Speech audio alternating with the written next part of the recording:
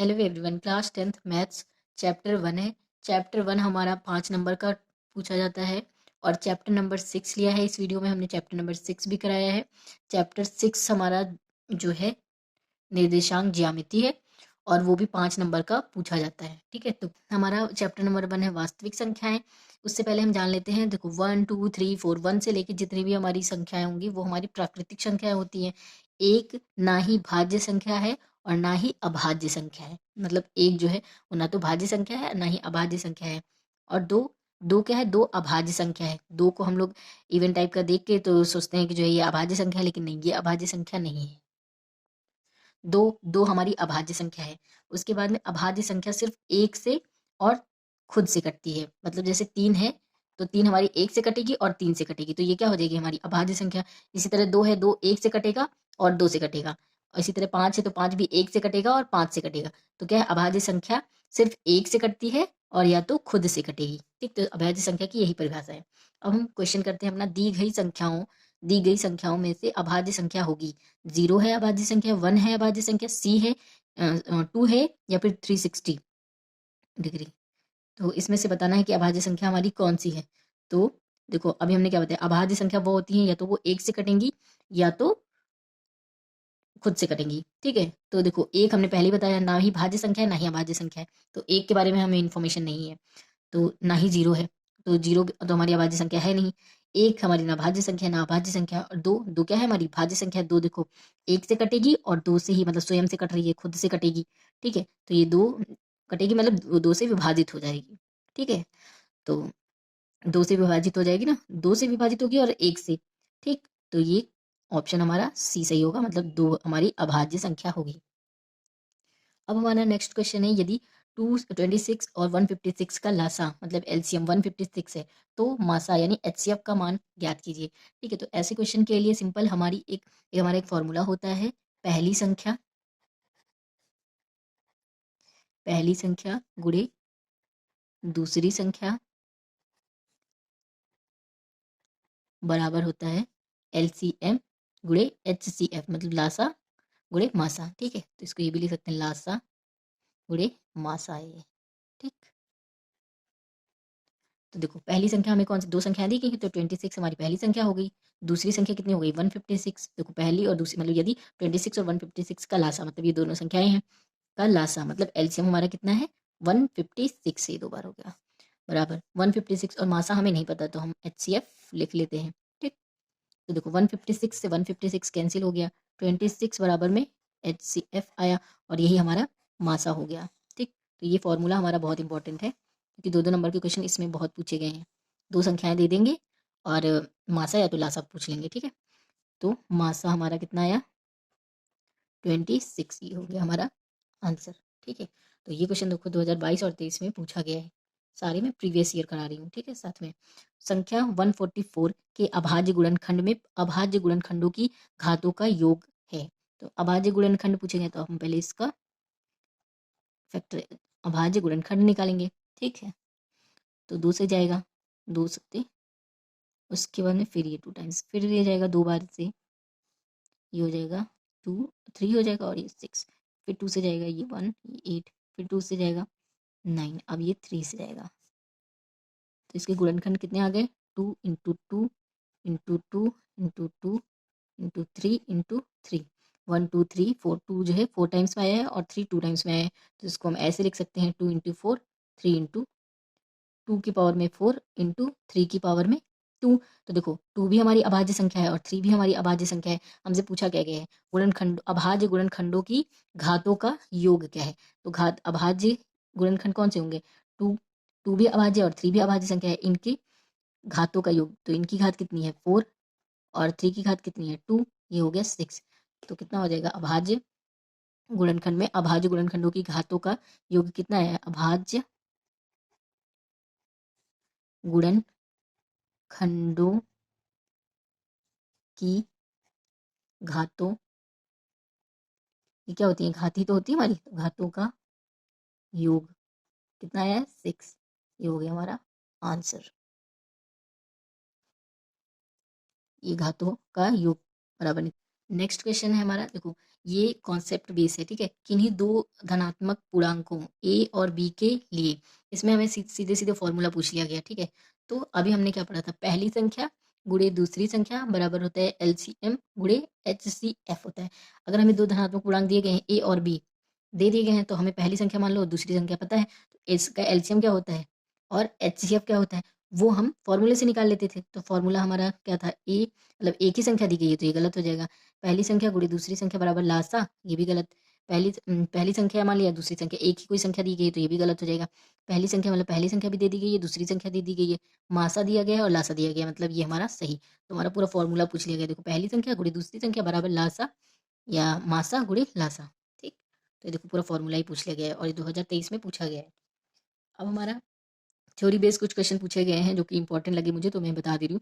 एक शून्येतर परिमेय संख्या एवं अपरिमेय संख्या का भागफल कितना होता है, ये भी हमारा एक अपरिमेय संख्या होगा, अपरिमेय संख्या, ठीक। उसके अंदर किसी परिमेय संख्या के समतुल्य परिमेय संख्याएं होंगी, अपरिभाषित, अपरिभाषित होंगी, ठीक। अब हमारा नेक्स्ट क्वेश्चन है, उसी पे बेस है। संख्याओं 26 और 91 का अभाज्य गुणनखंड विधि द्वारा एचसीएफ तथा एलसीएम ज्ञात कीजिए। अब हमें ना एचसीएफ पता है ना ही एलसीएम पता है, तो हम अभाज्य गुणनखंड विधि द्वारा निकालेंगे इसका एचसीएफ और एलसीएम। 26 एक पे ले लिए, 91 एक पे, ये 2 से कटेगा 13, इसको करेंगे ये हो गया 91, तो ये हो जाएगा 13, 7 से कटेगा तो 7 एकम 7, 17 और फिर ये 13, ठीक। तो अब अभाज्य गुणनखंड होंगे कौन कौन से, 26 का गुणनखंड है 2 गुणे 13 और 91 का गुणनखंड है 7 और 13, ठीक है। तो एलसीएम हमारा क्या होता है, एलसीएम हमारा जो पहले कॉमन है, तो कॉमन कितना है 13, और जो कॉमन नहीं है वो ले लेते हैं 2 गुणे 7। एलसीएम हमारा कितना आया 26 गुणे 7 मतलब 26 गुणे 7 मतलब 7 42 15 16 17 18 182, ठीक। उसके बाद में एचसीएफ क्या होता है हमारा, जो सिर्फ कॉमन है, मतलब इसमें कौन सा कॉमन है 13, तो एलसीएम मतलब हमारा एचसीएफ हो गया 13 और एलसीएम हो गया हमारा 182, ये हो गया हमारे आंसर। अब हमारा नेक्स्ट चैप्टर है 6 निर्देशांक ज्यामिति, ये भी 5 नंबर में पूछा जाता है, ठीक है। टोटल एक चैप्टर ही पूरा 5 नंबर में पूछा जाता है। इंपॉर्टेंट फॉर्मूला, सबसे पहले इसके हम फॉर्मूले पढ़ लेते हैं कुछ। दो बिंदुओं के बीच की दूरी, अगर जो भी जैसे कोई भी पॉइंट दे देंगे, 2 पॉइंट दे देंगे, उनके बीच की दूरी हमें निकालनी होगी, ठीक है। तो क्या उसका फॉर्मूला होगा x2 माइनस x1, जैसे कोई 2 बिंदु दे दिए गए x1 y1 और x2 y2, ये 2 बिंदु दे दी जाएंगे, उनके बीच की दूरी पूछी जाएगी। तो फॉर्मूला क्या हो जाएगा हमारा x2 माइनस x1 का square plus y2 minus y1 का स्क्वायर। हम कुछ क्वेश्चन करते हैं, उससे हमारा और क्लियर हो जाएगा फॉर्मूला। दो बिंदुओं 2, 3 और 4, 1 के बीच की दूरी होगी, तो हमसे ये फॉर्मूला जो है क्वेश्चन पूछा गया है, तो इसको हमने x1 माना और इसको y1, इसको x2 मान लिया, इसको y2 मान लिया, ठीक है। अब हम दो बिंदुओं के बीच की दूरी का फॉर्मूला लगा देंगे। दो बिंदुओं कौन कौन से हैं, यही 2, 3 और 4, के बीच की दूरी, दो बिंदुओं 2, 3 और 4, 1 के बीच की दूरी। फॉर्मूला क्या था हमारा, x2 माइनस x1 का square plus y2 minus y1 का स्क्वायर। अब देखो x1 हमने किसको माना, x2 इसको माना है, तो ये हो जाएगा 4 माइनस x1 किसको माना है 2 को स्क्वायर प्लस y2 किसको माना है 1 को, y1 किसको माना है 3 को, ये हो गया स्क्वायर। ये हो जाएगा बचेगा यहाँ से 2 का स्क्वायर प्लस माइनस का 2 बचेगा, उसका स्क्वायर हो गया 4 प्लस 4 8 रूट में, और इसका रूट से बाहर निकल के आएगा 2 रूट 2। दो बिंदुओं के बीच की दूरी कितनी आई है, दूरी कितनी आई है हमारी 2 रूट 2, ये हो गया हमारा आंसर। तो देखो फॉर्मूला बेस्ड क्वेश्चन पूछे जा रहे हैं और ये 100% इस तरह का क्वेश्चन पूछा ही जाएगा, तो वेरी इंपॉर्टेंट, मतलब मोस्ट इंपॉर्टेंट क्वेश्चन है। अब एक इस टाइप का क्वेश्चन है, उसी पर बेस्ड क्वेश्चन है। बिंदु P 2, -3 और एक बिंदु O है, उसके जो है निर्देशांक होंगे 10, y के बीच की दूरी का मात्रक 10 है, मतलब दूरी दे दी गई हमें, y का मान हमें निकालना है। तो सिंपली दूरी का फॉर्मूला क्या होता है, दो बिंदुओं के बीच की दूरी क्या होती है, x2 माइनस x1 का square plus y2 minus y1 का स्क्वायर। यहाँ पे x1 y1 x2 y2 हो गया। x2 10 है, x1 हमारा 2 है स्क्वायर, प्लस y2 हमारा है y और y1 है हमारा माइनस का 3 स्क्वायर हो गया। अब हम देखो 10 से 2 गया, बचेगा 8 का square plus y minus minus minus ये प्लस हो जाएगा, प्लस का 3 पूरे का स्क्वायर। ठीक, तो ये हो गया 64 प्लस y प्लस 3 का स्क्वायर, तो y square plus 9 plus 6y होगा। और ये दूरी हमें कितनी दी गई थी, दूरी का मात्रक 10 है, तो मतलब दूरी हमें 10 दी गई थी क्वेश्चन में। ठीक है, तो अब देखो दोनों तरफ स्क्वायर करने पर, दोनों पक्षों का वर्ग करने पर, वर्ग करने पर क्या होगा हमारा, 10 का स्क्वायर करेंगे तो 10 का स्क्वायर और रूट का पूरे का स्क्वायर करेंगे 64 plus y square plus 9 plus 6y का स्क्वायर। अगर स्क्वायर करेंगे तो रूट हट जाएगा, यहाँ पे हो जाएगा 100 और ये रूट हट जाएगा तो 64 plus 9 plus y square plus 6y। ठीक, अब 64 में 9 जोड़ेंगे तो ये हो जाएगा 73 plus y square plus 6y, ये हो गया 100 के। अब 100, अब देखो वाई स्क्वायर प्लस 6y है, तो हम क्या करेंगे 100 को भी इधर ही लेके चले आए, तो ये क्या हो जाएगा y square plus 6y minus 100 plus 73 बराबर में 0 हो गया। ठीक, अब हम क्या करेंगे Y square plus 6y minus करेगा, क्योंकि माइनस के 100 में से 73 जाएगा तो बचेगा ये हो जाएगा 0 में से 7, 9 में से 7 के बचेगा तो 27 बराबर में 0। ठीक, अब देखो इसका माइनस का 27 है, तो माइनस के 27 को इसके गुणांक से मल्टीप्लाई करके देखते हैं। माइनस का 27 गुणे 1 बराबर में होगा माइनस का 27। ये फैक्टराइजेशन का मैं प्रोसेस भी बता रही हूँ इसमें, ठीक है, कि फैक्टर करते कैसे हैं। तो माइनस का 27 आया है, अब माइनस का 27 आया मतलब हमें माइनस करने पे कोई दो संख्याएं लेनी है जो गुणा करने पे 27 आ रहा हो और माइनस करने पे 6 आए। ठीक है, और हमें पता कैसे चला कि माइनस करके आना चाहिए 6, कि इसके जो है साइन से पता चलेगा कि हमारा माइनस करना है कि प्लस करना है। ठीक है, तो 6 आना चाहिए, तो मतलब 9 को अगर हम 3 से गुणा करेंगे तो 27 आएगा। 27 गुणा करने पे तो 27 आएगा, और उसके बाद में 9 में से 3 जाएंगे तो बचेगा हमारा 6। इससे हमें पता चल गया कि 9 को 3 से गुणा करने पे 27 आ रहा है, 9 को 3 से घटाएंगे तो 6 आ जाएगा, तो हमारा 6 ये यहाँ पे आ रहा है। अब हम यहाँ पे लिख देंगे y square plus 9 minus 3y minus 27 बराबर में 0। ठीक, अब ये हो जाएगा वाई स्क्वायर प्लस 9y, खोलेंगे ब्रेकेट, ये हो जाएगा माइनस का 3y माइनस का 27 बराबर में 0। इसको और हम सॉल्व करेंगे तो यहाँ करते हैं Y square plus 9y minus का 3y माइनस का 27 बराबर में 0 लिख लिए। y यहाँ से कॉमन लेंगे तो y प्लस 9 माइनस 3 यहाँ से कॉमन ले लेंगे तो बचेगा y प्लस 9 बराबर में 0 आ रहा है। अब पूरे से y प्लस 9 कॉमन ले लेंगे तो y माइनस का 3 बराबर में 0, तो y की वैल्यू आ गई हमारी माइनस का 9 और फिर y की वैल्यू आएगी 3, तो y की वैल्यू कितनी आई है माइनस का 9 और 3, ये हो गए हमारे आंसर। तो क्वेश्चन के साथ में थोड़ा सा कैलकुलेशन पे भी ध्यान देना है आप लोगों को। अब हमारा नेक्स्ट क्वेश्चन है, उसके पहले कुछ एक फॉर्मूला हम फिर से पढ़ लेते हैं। बिंदु P x और y की मूल बिंदु से, यानी मूल बिंदु जो है 0, 0 है, मतलब मूल बिंदु O है, उसकी जो है निर्देशांक कितने 0, 0 है, से दूरी। तो फॉर्मूला क्या होगा, मूल बिंदु मतलब कोई भी बिंदु दिया है और मूल बिंदु से दूरी पूछेगा, तो फॉर्मूला होगा हमारा x square plus y square, क्योंकि इसकी वैल्यू अगर हम रखेंगे 0 और 0 तो 0 हो जाएगा, तो इसलिए x square plus y square इसकी दूरी हो जाएगी। अब हम क्वेश्चन करते हैं, इसका बिंदु माइनस का 6, 2 की मूल बिंदु से दूरी ज्ञात कीजिए। तो मूल बिंदु से दूरी का फॉर्मूला क्या है, मूल बिंदु से दूरी बराबर हो जाएगा x square plus y square.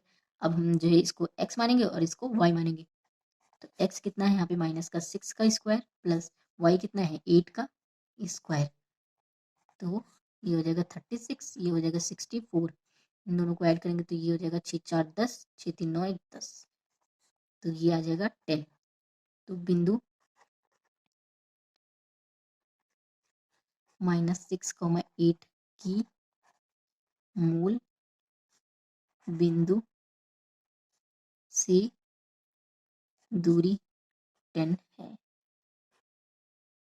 अब हम एक और कॉन्सेप्ट पढ़ेंगे, उसके बाद हम क्वेश्चन करेंगे। बिंदुओं P x1 y1 और Q x2 y2 को जोड़ने वाले रेखाखंड PQ के मध्य बिंदु के निर्देशांक x1 प्लस x2 अपॉन में 2 y1 प्लस y2 अपॉन में 2 होते हैं। मतलब दो बिंदु अगर जो है दे दिए जाएंगे और उनको जोड़ने वाली रेखाखंड, मतलब एक P और Q को जोड़ रही वो ये रेखाखंड हो गया ना, इनके बीच के मध्य बिंदु के निर्देशांक, इसका मध्य बिंदु मान लो हमने O है, तो इसके निर्देशांक पूछेंगे तो ये बिंदु दिया होगा, ये बिंदु दिया है, और इसका निर्देशांक क्या हो जाएगा हमारा, जैसे ये x1 y1 है और ये x2 y2 है, तो ये पी क्यू रेखाखंड हो गया। तो लिखा है बिंदुओं पी क्यू को जोड़ने वाली रेखाखंड के मध्य बिंदु, मतलब मध्य बिंदु कौन सा हो गया, ओ, के निर्देशांक कौन से होंगे, x1 प्लस x2 अपॉन में 2 y1 प्लस y2 अपॉन में 2।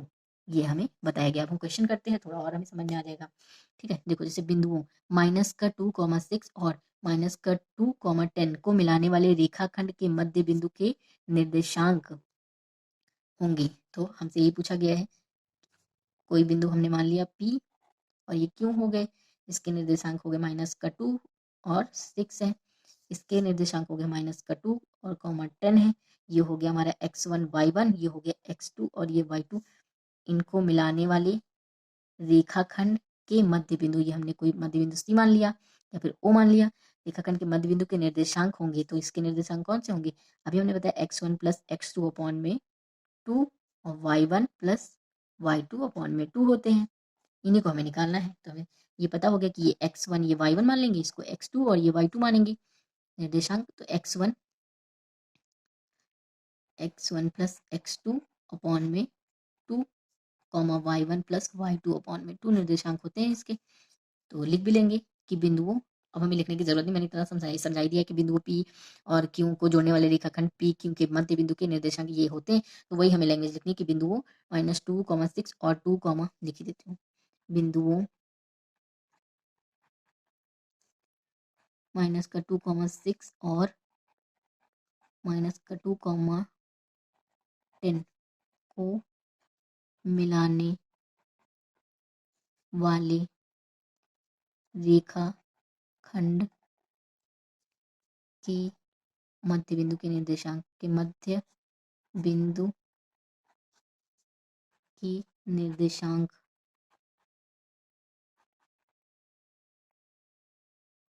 होंगे x1 प्लस x2 और y1 y1 plus y2 upon में 2। तो देखो x1 कितना है हमारा -2, x2 कितना है -2 अपॉन में 2, y1 कितना है 6 प्लस y2 कितना है 10 अपॉन में 2। ठीक है, कुछ नहीं करना, ये सिर्फ सारे क्वेश्चन ऐसे होते हैं, देखने में बहुत बड़े बड़े लगेंगे लेकिन पूरे फॉर्मूला बेस्ड होते हैं। ठीक है, तो ये हो जाएगा -2 और ये माइनस प्लस माइनस का हो जाएगा अपॉन में 2 और ये 16 अपॉन में 2, ये हो जाएगा माइनस माइनस माइनस का 4 अपॉन में 2, ये हो जाएगा 8, ये 2 से कैंसिल होगा, माइनस का 2 हो जाएगा, तो ये हो जाएगा -2, 8, ये होंगे निर्देशांक इसके। तो बिंदुओं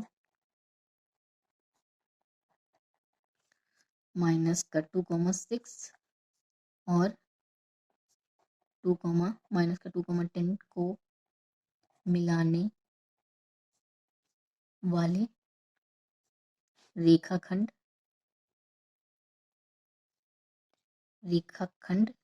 के मध्य बिंदु के निर्देशांक -2, 8 है।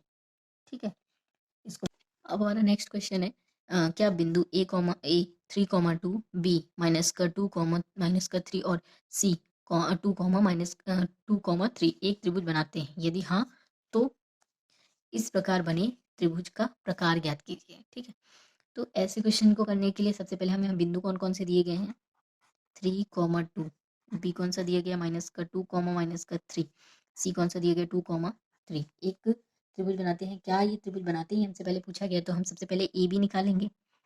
ए बी को निकालने के लिए हमारा दूरी का फॉर्मूला क्या होता है, x2 -x1 का स्क्वायर, x2 -x1 का स्क्वायर प्लस y2 -y1 का स्क्वायर। हमने ए बी लिया है तो ए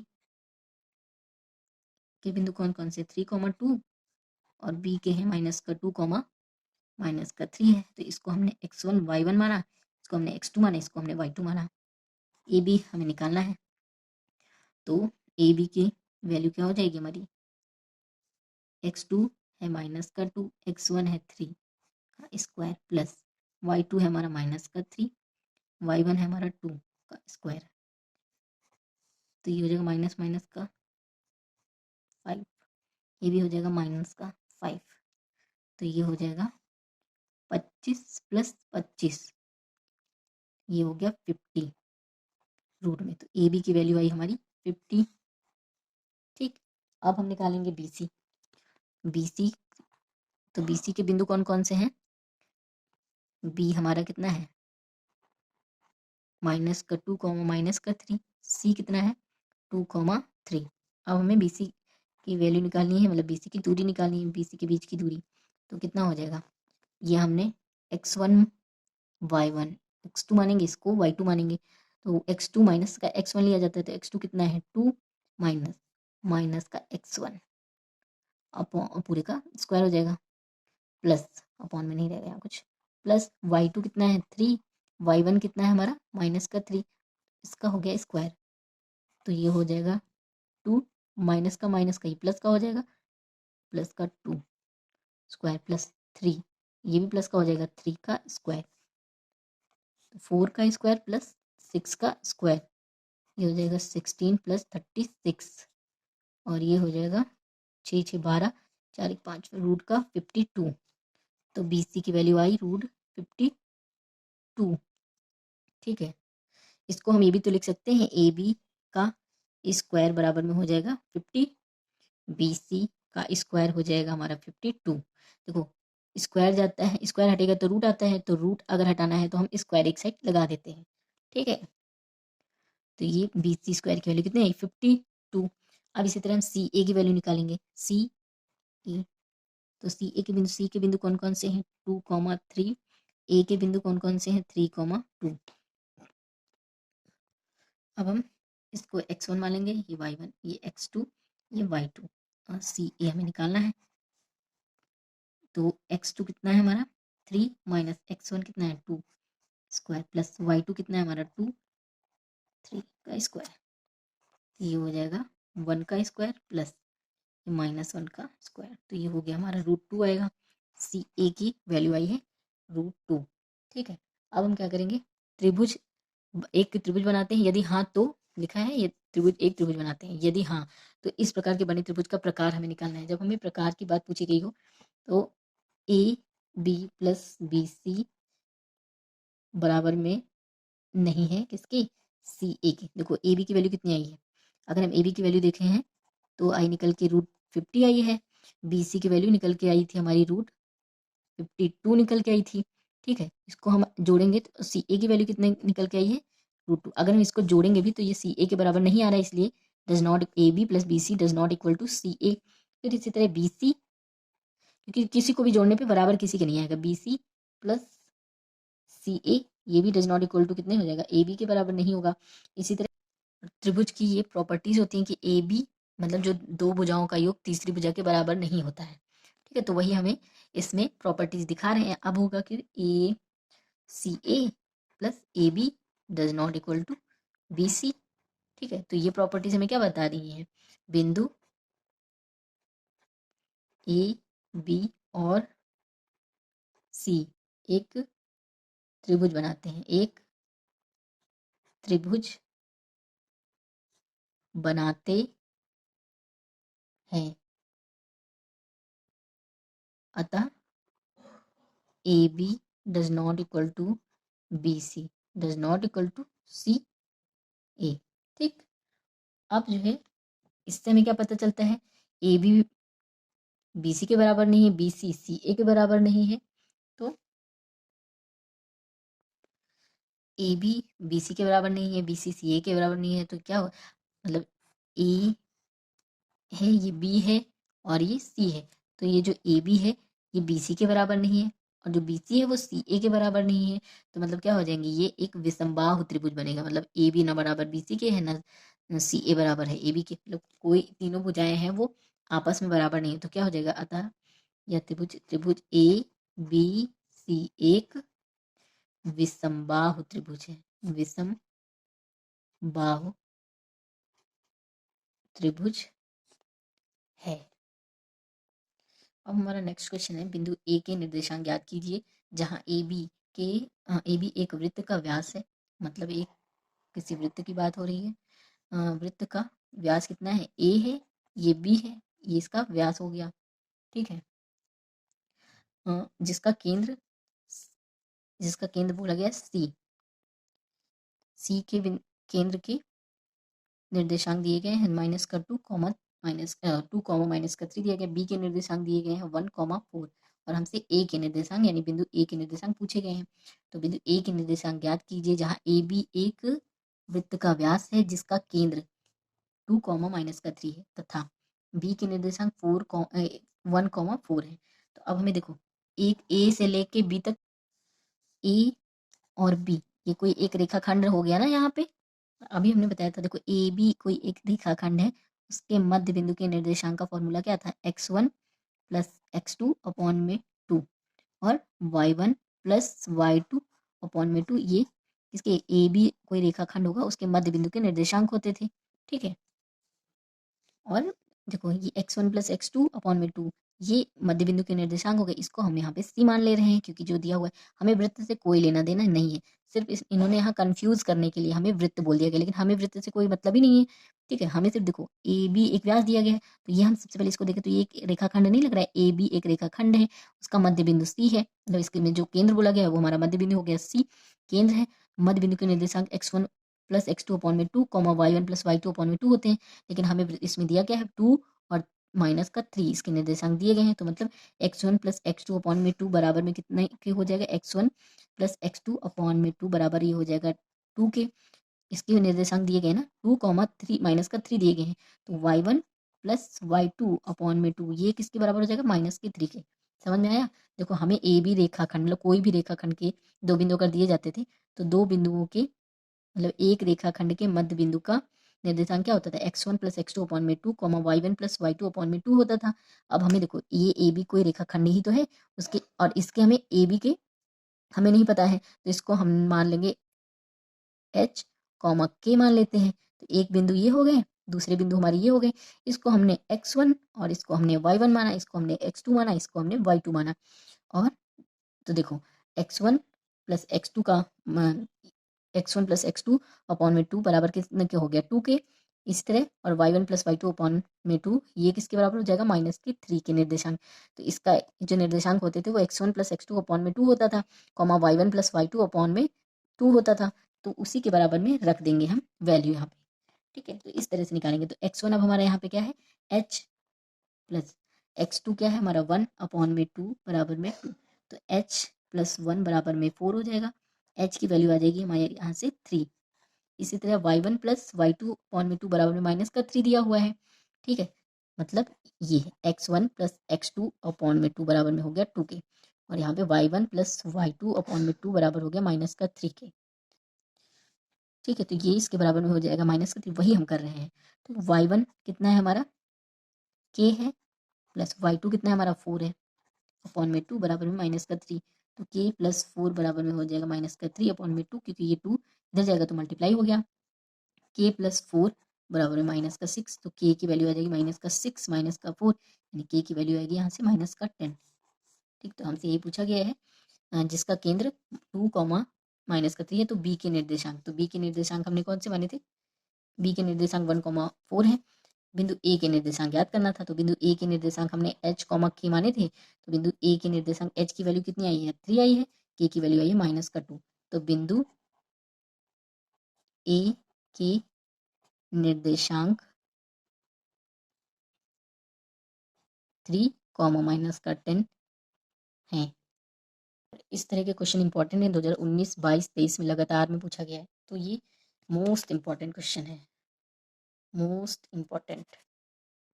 उसी तरह एक और हमारा क्वेश्चन है, वृत्त के व्यास ए बी के सिरे ए के जो है निर्देशांक है माइनस का 2 माइनस का 7 तथा बी 1 माइनस का 11 है। वृत्त की त्रिज्या तथा केंद्र के निर्देशांक ज्ञात कीजिए, मतलब वृत्त की त्रिज्या भी हमें निकालनी है और जो है वृत्त केंद्र के निर्देशांक भी निकालने हैं। ठीक है। तो ये हो गया एक, मान लो वृत्त हो गया, सर्किल मेरा पहली बात सही बन गया। ठीक है, वृत्त की त्रिज्या निकाली, तो एक हमने केंद्र सी मान लिया, ये हो गया ए, ये हो गया बी। ए के निर्देशांक कितने दिए, माइनस का 2 कॉमा माइनस का 7। बी के निर्देशांक दिए हैं 1 कॉमा माइनस का 11। और इसके निर्देशांक हम मान लेंगे एच कॉमा के मान लेते हैं। ठीक है, और ये होते क्या है, ये किसके बराबर होगा, x1 प्लस x2 अपॉन में 2 बराबर हो जाएगा h के, और जो है y1 प्लस y2 अपॉन में 2 बराबर हो जाएगा k के, क्योंकि रेखाखंड के मध्य बिंदु के निर्देशांक क्या होते थे, x1 प्लस x2 अपॉन में 2, y1 प्लस y2 अपॉन में 2 होते थे। तो ये तो याद ही हो जाना चाहिए, इस वीडियो में मैं न जाने कितनी बार बोल चुकी हूँ ये चीज़। ठीक है, तो बोल होता नहीं, इतनी बार बोल बोल के शायद आप लोगों के माइंड में बैठी जाइए कॉन्सेप्ट। ठीक है, तो हम सबसे पहले क्या लिखेंगे, माना C के निर्देशांक h कॉमा k है। अब लिखेंगे दो, वही चीज थ्योरी में लिख रहे हैं, दो बिंदुओं को जोड़ने वाले रेखा खंड ए बी, दो बिंदु हो गए ना ए बी, तो दो बिंदुओं को जोड़ने वाले रेखाखंड ए बी के मध्य बिंदु के निर्देशांक x1 प्लस x2 अपॉन में 2, y1 प्लस y2 अपॉन में 2 होते हैं।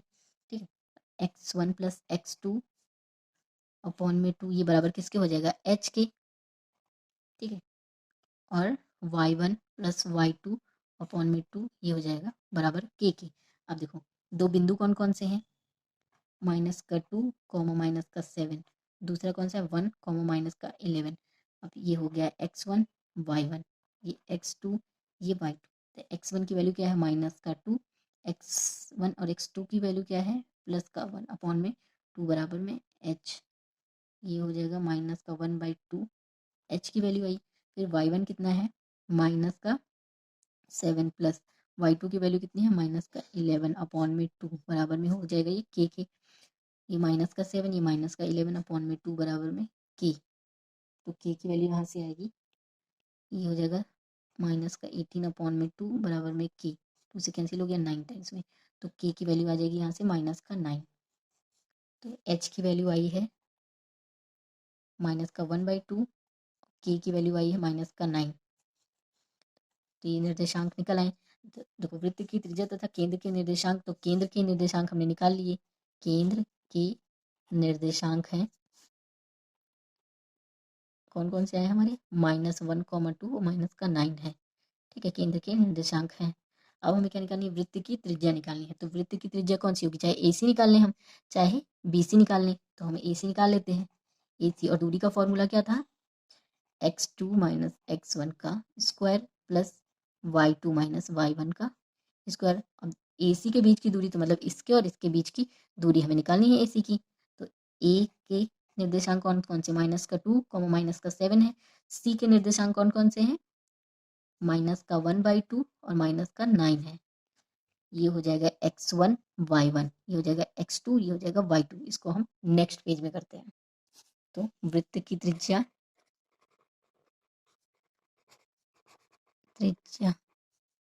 AC बराबर हो जाएगा, x2 की वैल्यू कितनी आएगी, माइनस का 1/2, x1 कितना है, माइनस का 2 स्क्वायर, ये माइनस रहेगा साथ में, प्लस y2 कितना है, माइनस का 9 माइनस माइनस का 7 पूरी का स्क्वायर। इसको हम और सॉल्व करेंगे तो ये हो जाएगा माइनस का 2, ये प्लस का 2 स्क्वायर, प्लस माइनस का 2, ये माइनस माइनस प्लस 7 का स्क्वायर। फिर ये हो जाएगा माइनस का 1 प्लस का 4 अपॉन में 2 का स्क्वायर, प्लस 9 में से 7 के माइनस का 2 का स्क्वायर। तो ये हो जाएगा माइनस का 3/2 का स्क्वायर, प्लस ये हो जाएगा 4, ये हो जाएगा 9/4 प्लस 4। इसको और सॉल्व करेंगे तो ये हो जाएगा 9, हो जाएगा 16 अपॉन में 4, ये हो जाएगा 25 अपॉन में 4, फिर ये हो जाएगा 5/2। तो वृत्त की त्रिज्या कितनी निकल के आई, मतलब वृत्त की त्रिज्या AC बराबर कितना आया 5/2। ये हो गया हमारा आंसर। ठीक है, तो कॉन्सेप्ट वही था, थोड़ा सा और बढ़ा दिया गया कि उसको मतलब अगर हम जो निर्देशांक निकाल ले रहे थे केंद्र की, तो हमें त्रिज्या पूछ ली गई है, तो कुछ नहीं, वही दूरी का फॉर्मूला लगा के हमने निकाल लिया है उसकी त्रिज्या। तो हमारा नेक्स्ट क्वेश्चन है, सिद्ध कीजिए कि बिंदु 3,2 -2, -3 और 2,3 एक समकोण त्रिभुज के शीर्ष हैं। तो हमें सिद्ध करना है कि ये जो बिंदु दिए गए हैं ये समकोण त्रिभुज के शीर्ष हैं। तो सबसे पहले हम क्या करेंगे, जो बिंदु हमें दिए गए हैं, ए कितना दिया गया है 3,2 मान लिया, बी कितना दिया गया है -2, -3, सी कितना दिया गया है 2,3। ठीक है, तो देखो सबसे पहले हम, चलो क्वेश्चन में ही करके बताते हैं। ठीक है, तो अब हम ए बी निकालेंगे, ए बी की वैल्यू निकालेंगे। ए बी मतलब हमें, जैसे ये ए है, ये बी है, और ये अभी हमें पता नहीं है कि कौन सा त्रिभुज, मतलब त्रिभुज के समकोण त्रिभुज हमसे बोला गया, तो हम समकोण त्रिभुज बना लेते हैं। तो ये ए है, ये ए मान लेते हैं, ये बी मान लेते हैं, ये सी मान लेते हैं। तो ए का कितना दिया गया है 3,2 और बी की कितने दिए गए। अभी ये मैं टेम्परेरी बना रही हूँ त्रिभुज, क्योंकि अभी हमें सिद्ध करना है ना, तो हमने सिर्फ ये पता चल गया कि समकोण त्रिभुज ही सिद्ध करना है, तो हम समकोण त्रिभुज ही मान के चल रहे हैं। ठीक है, उसके बाद में सी का कितना है 2,3। तो हमें ए से बीच की ए बी के ए बी निकालना है, तो हम ए से बी की दूरी, ए से बी की बीच की दूरी हमें निकालनी है। तो क्या करेंगे, ये x1 ये y1 मानेंगे, इसको x2 ये y2 मान लेंगे। तो ए बी की वैल्यू क्या हो जाएगी, x2 कितना है -2, x2 माइनस का x1 कितना है 3 का स्क्वायर, प्लस y2 कितना है हमारा -3, y1 कितना है 2 का स्क्वायर। तो ये हो जाएगा -5 का स्क्वायर, प्लस ये भी -5 का स्क्वायर। तो ये हो जाएगा 25 + 25 हो जाएगा 50। तो रूट में एक बी की वैल्यू कितनी आई है, रूट में 50। अब हम बी सी की वैल्यू निकालेंगे, तो बी सी की वैल्यू भी वैसे ही निकालेंगे। तो ये कितना हो जाएगा 2 - 2 स्क्वायर प्लस 3 - 3 स्क्वायर। तो ये हो जाएगा माइनस माइनस प्लस हो जाएगा, तो ये 4 का स्क्वायर और ये 6 का स्क्वायर। तो ये हो जाएगा 16 + 36, ये हो जाएगा 52। तो बी और स्क्वायर दोनों तरफ स्क्वायर करेंगे, तो ये हो जाएगा 52। ठीक, उसके बाद में बी सी की वैल्यू कितनी आ गई हमारी, √52। उसके बाद में इसी तरह सी ए की वैल्यू निकालेंगे, तो ये हो जाएगा 3 - 2 का स्क्वायर प्लस 2 - 3 का स्क्वायर। ये आ जाएगा हमारा 1 का स्क्वायर प्लस 1 का स्क्वायर। सी ए की वैल्यू आ जाएगी हमारी √2। सी ए का स्क्वायर अगर करेंगे, दोनों तरफ स्क्वायर करेंगे, तो ये हो जाएगा 2 के बराबर आ जाएगी। अब हमें क्या बताया गया था कि समकोण बताया गया है, तो अगर समकोण दिखाना रहता है तो क्या होता है, कर्ण का स्क्वायर, ये कर्ण मानेंगे तो कर्ण का स्क्वायर होता है, पाइथागोरस प्रमेय से हम निकालेंगे। अब पाइथा देखो समकोण त्रिभुज के लिए पाइथागोरस प्रमेय हमारी सेटिस्फाइड करना चाहिए, तो पाइथागोरस प्रमेय क्या होती है हमारी, कर्ण का स्क्वायर बराबर लंब का स्क्वायर प्लस आधार का स्क्वायर। कर्ण इसमें क्या है हमारा, ये ए है, ये बी है, ये सी है। तो कर्ण कितना है बी सी का स्क्वायर प्लस लंब कितना है हमारा ए सी का स्क्वायर प्लस, और अगर हम ए को 90 डिग्री अगर मानते हैं तभी हमारा ये कर्ण होता है। ठीक है, तो ए बी सी कितना हो गया, बी सी की वैल्यू हमारी निकल के आई थी 52 प्लस ए सी, और आधार कितना है हमारा बी ए यानी ए बी। तो ए सी की वैल्यू कितनी निकल के आई है, ए सी का स्क्वायर मतलब ये 2 प्लस ए बी की वैल्यू कितनी निकल के आई, ए बी की वैल्यू निकल के आई हमारी 50 आई थी रूट में। तो ए बी स्क्वायर कितना हो जाएगा हमारा 50 के बराबर। ठीक, तो हम यहाँ पे लिख देंगे 50, क्योंकि ए बी का स्क्वायर होगा नहीं, तो 50 की वैल्यू, अब देखो ये इसके बराबर आ गया ना, तो बी सी स्क्वायर बराबर हो गया हमारा किसके, ए सी का स्क्वायर प्लस ए बी का स्क्वायर, मतलब सेटिस्फाइड कर गया हमारा पाइथागोरस प्रमेय। अतः ए बी का स्क्वायर प्लस सी ए का स्क्वायर बराबर हो गया किसके, बी सी का स्क्वायर के। ठीक है, तो ए बी सी समकोण त्रिभुज ए बी सी के शीर्ष हैं, जिसमें कोण ए बराबर कितना है 90 डिग्री है। ठीक, अब हम एक छोटा सा क्वेश्चन और कर लेते हैं जो कि पूछ लिया जाता है कभी कभी।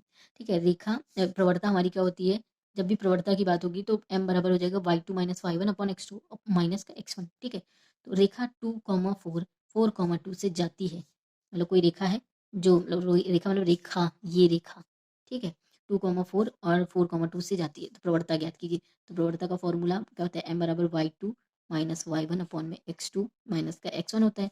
ये हमने x1 माना, ये हमने y1 माना, ये x2 ये y2 मान लिया। तो y2 कितना है हमारा 2, y1 कितना है हमारा 4 अपॉन में x2 कितना है 2, x2 कितना है 4 और x1 कितना है 2। ये हो जाएगा माइनस का 2 और ये हो जाएगा 2, तो माइनस का 1 हो गया आंसर। तो प्रवणता कितनी आई, प्रवणता कितनी आई है माइनस का 1, ये हो गया आंसर। तो जब भी प्रवणता वाला क्वेश्चन आएगा तो सीधे कुछ नहीं, m बराबर होता है y2 minus y one upon में x2 अपॉन में x2 माइनस का x1। ठीक है, तो इसमें इस चैप्टर में फॉर्मूला बेस्ड क्वेश्चन पूछे जाते हैं। फॉर्मूला आता होगा तो वैल्यू पुट करनी है और आंसर निकालना है। ठीक है, तो मिलते हैं नेक्स्ट वीडियो में, तब तक के लिए पढ़ते रहिए, प्रैक्टिस करते रहिए। ऑल द वेरी बेस्ट, खूब अच्छे से प्रैक्टिस करिए।